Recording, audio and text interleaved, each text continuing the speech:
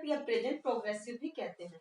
इसकी पहचान है कि जो वाक्य होते हैं हिंदी के वाक्य, उनमें रहा है, रहे हैं, ये आता है वाक्य के अंत में। जैसे मैं खाना खा रहा हूं, पक्षी आसमान में उड़ रहे हैं, मोर जंगल में क्यों नाच रहा है, इस तरह के सेंटेंस होते हैं। तो सबसे पहले अगर हम अफर्मेटिव की बात करें तो अफर्मेटिव का जो फॉर्मूला होगा बनाने का, सब्जेक्ट प्लस इज आरएम में से कोई एक आएगा, प्लस वर्ब की फर्स्ट फॉर्म आएगी और उसमें आईएनजी लगाएंगे, plus object and plus others. ये अफर्मेटिव का फॉर्मूला होगा।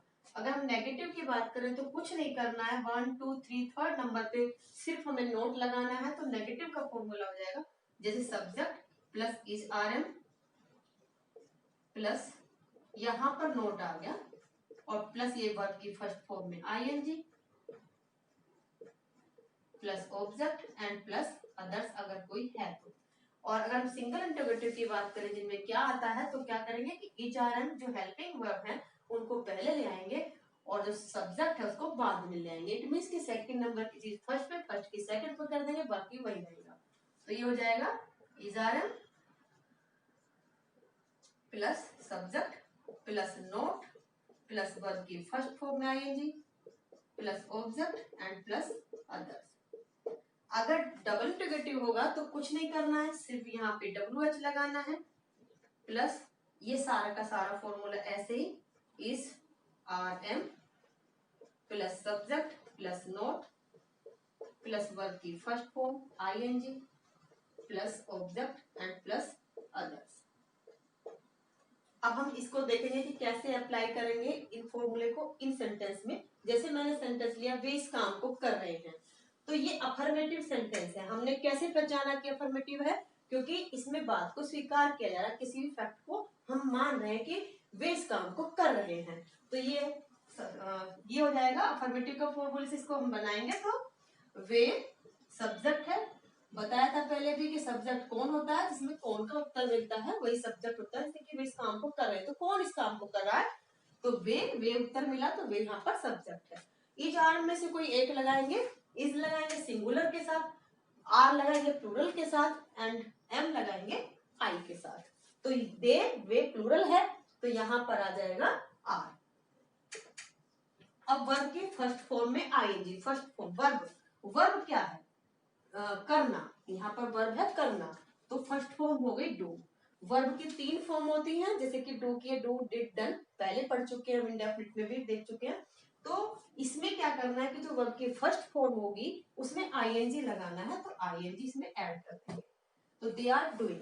अब ऑब्जेक्ट कौन है, क्या है, इस काम, तो दिस वर्क, ये हो गया ऑब्जेक्ट। और इसमें अदर्स है ही नहीं तो छोड़ देंगे, जहां होते हैं तो लिखते हैं, नहीं तो नहीं लिखते हैं। तो they are doing this work, ये हो गया अफर्मेटिव का सेंटेंस।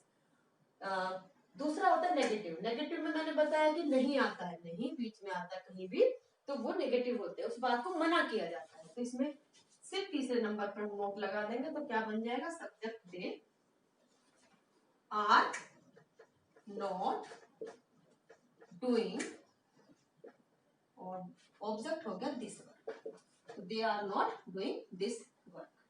अब ये है क्या वे इस काम को कर रहे हैं, तो ये सेंटेंस है सिंगल इंटरोगेटिव। कैसे पहचाना, एक तो ये कि ये क्या पहले आया है, तो इन सेंटेंस में सभी में क्या पहले आता है, जिसकी इंग्लिश वर्ड नहीं लगाते हैं, सिर्फ जो सेकंड नंबर वाली चीज है हेल्पिंग वर्ब उसको फर्स्ट नंबर पे कर देते हैं, और जो फर्स्ट नंबर की चीज है उसको सेकंड पे ले जाते हैं, सब्जेक्ट को सेकंड पे ले जाते हैं। दूसरे और कैसे पहचान सकते हैं आप सिंगल इंटरोगेटिव को, कि यस और नो, अगर हम पूछे कोई भी क्वेश्चन उसमें यस और नो का जवाब मिल जाए तो समझो कि वो सिंगल इंटरोगेटिव है, इसलिए इनको यस नो टाइप भी कहते हैं। जैसे क्या मैं ये पूछूं आपसे कि क्या वे इस काम को कर रहे हैं, तो आप कहेंगे हाँ कर रहे हैं या ना कर रहे हैं, कुछ भी बताएंगे, हाँ या ना में से ये जवाब देंगे, कुछ और इसमें से आप आंसर दे ही नहीं सकते हैं, तो ये सिंगल इंटरोगेटिव है। तो यहाँ पर सब्जेक्ट को देखेंगे, वे प्लूरल है तो इज आरएम उसी के अकॉर्डिंग लगाएंगे, तो यहाँ पर आर हो गया क्योंकि प्लूरल है। सब्जेक्ट दे नॉट, इसमें एक चीज और बता दूं कि जो इंटरोगेटिव होते हैं इनमें नोट आ भी सकता है, नहीं भी आ सकता। अगर नोट आएगा तो उसको नेगेटिव इंटरोगेटिव कहते हैं, अगर नोट नहीं आएगा तो उसको सिर्फ इंटरोगेटिव कहेंगे।